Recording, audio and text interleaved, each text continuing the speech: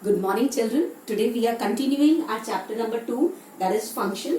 In the previous video, I have already told you that what do you mean by a function and why do we need it. And we have also done how to create a function in a program and how it can be executed. Right? Now today we are proceeding with the further content, that is types of functions.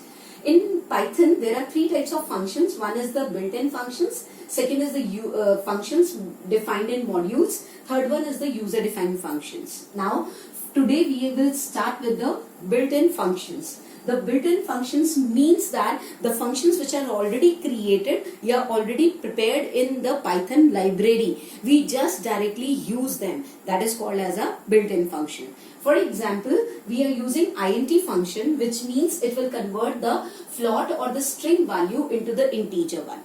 During the conversion of the float value into the integer, we should remember this thing, that it will not round off the value.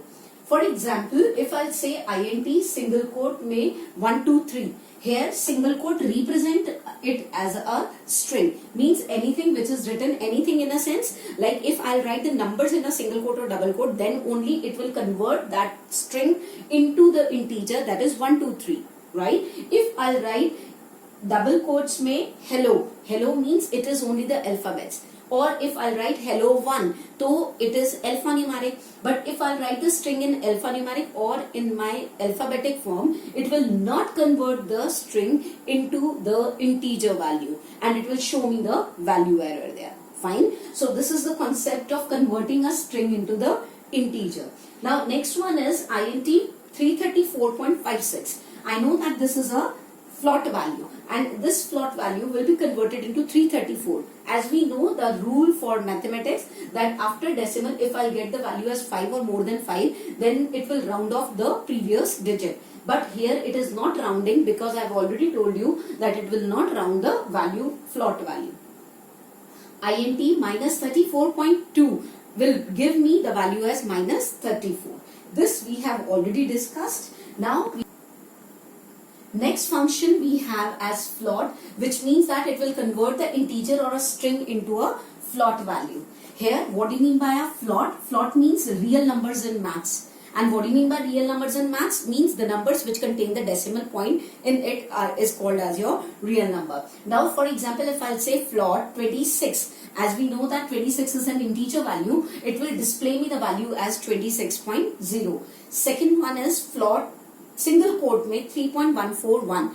Here single quote represent a string. If I am writing my string value, then it will display me the value as 3.141, which will be stored in the memory as a float type.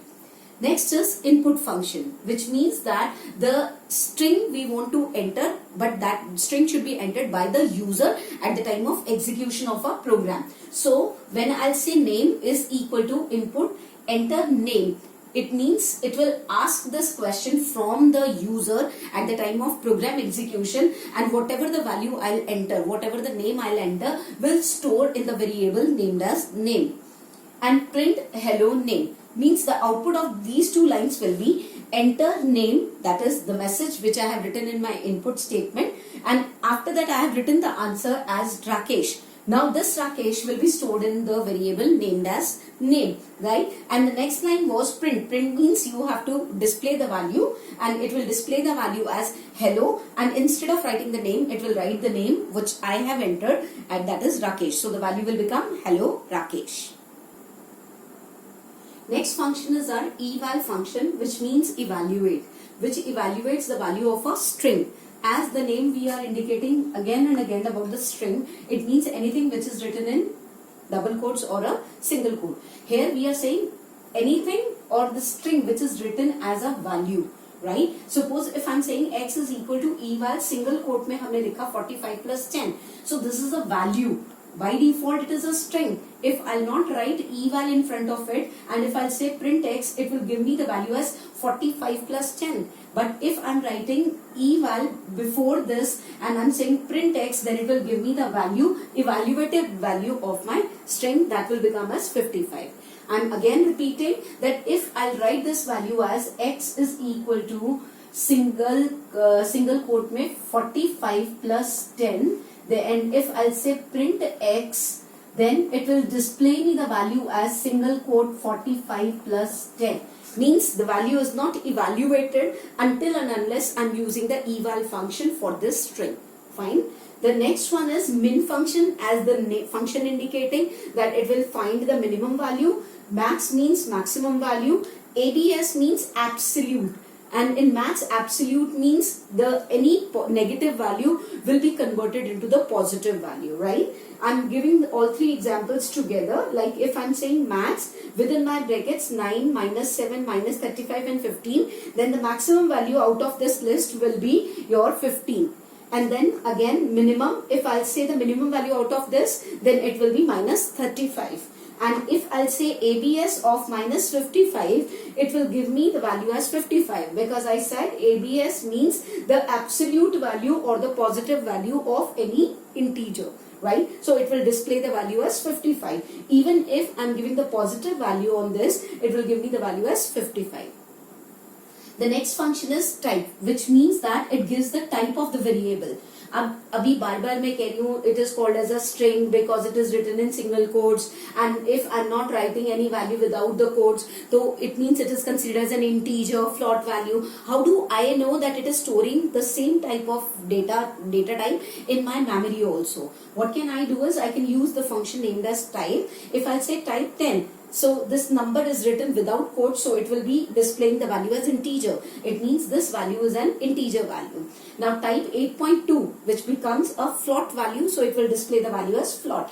Now I'm saying type single quote 22 divided by 7. Now this value is written in single quotes. It means it is a string, so it will return me the value as string. Now if I'll say type double quotes hello, again it is a string. Now next is type true. If I'll say type true, true is a bool value, which means the value is 1. So it will give me the value as a bool value. And even if I'll say type 8 is greater than 5, because if I'll check that whether 8 is greater than 5 or not, if it is a true value, it will return 1, and if it is a false value, it will return 0. So 0 and 1 are called as my bool values. So the data type for 8 greater than 5 will be bool value. So it will return bool. Now next function is very common, which we have done number of times. That is your len function, which means to calculate the length of a string, list or a tuple. I have taken an example of a string, that str1 is equal to double quotes hello, and print the length of a string. It will display me the value as 5. Suppose if I'll say the length of a list, if I'll say L is equal to square brackets 1, 2, 3 and square bracket close, and if I'll say print length of L, then the value will of the length of my list will be 3, because it contains 3 elements in it. Same way, now if I'll make it as a tuple, means I'll do it like this, simple braces, then it will give me the length of this value will be 3. So it can give you the length of a string, list or a tuple or a dictionary also. Our next function is round function, which means that it will round the floating point numbers.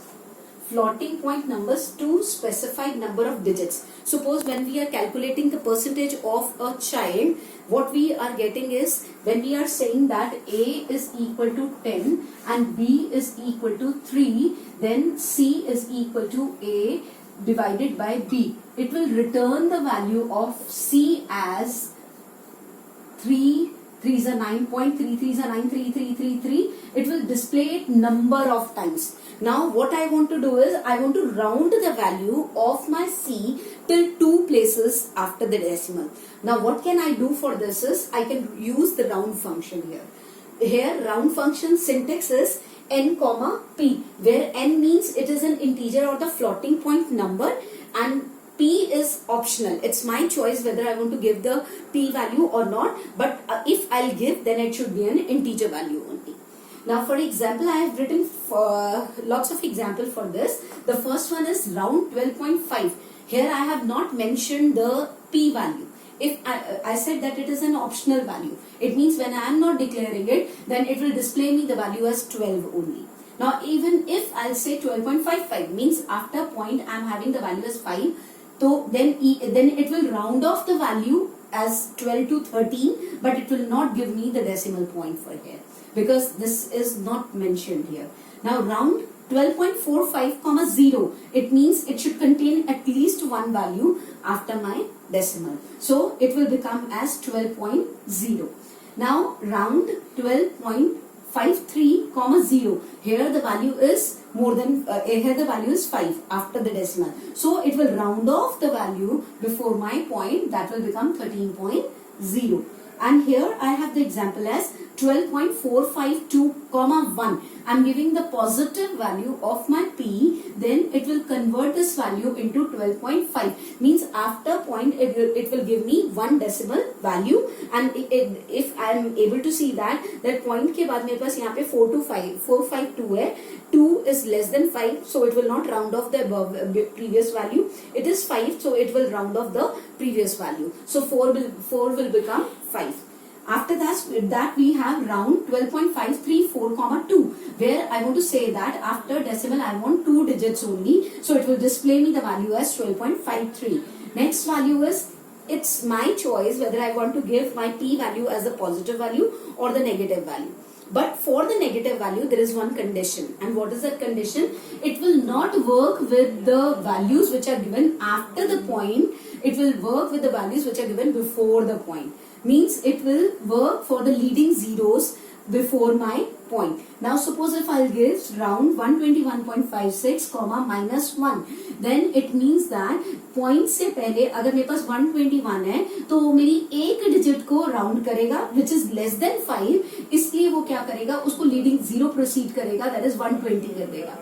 अब अगर यहाँ पर मेरे पास value दी हुई है 121.4 and मैंने दिया है -2 यहाँ पर दिया है, तो इसका मतलब ये होता है कि पॉइंट से पहले मेरी जो दो डिजिट्स हैं, आप ध्यान से देखो तो ये दोनों डिजिट्स आपकी 5 से कम वाली हैं, इसलिए वो क्या करेगा, इन दोनों वैल्यूज को वो जीरो में कन्वर्ट कर देगा and it will return 100 here. Now I have taken 2 more examples for the same, that suppose if I'll have the value as 1234.56, -1.